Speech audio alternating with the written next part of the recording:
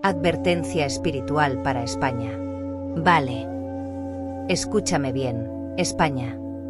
Esta movida energética no es broma. Hay una sombra moviéndose entre relaciones y decisiones. Este mes vas a ver quién te apoya de verdad y quién solo está por interés. Tu ángel advierte. No ignores la incomodidad. Es tu alma protegiéndote.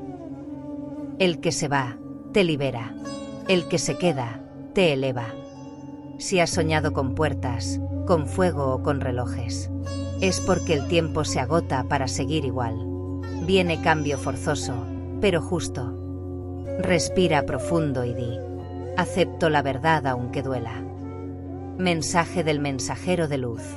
Comenta tu ciudad y signo, y te respondo.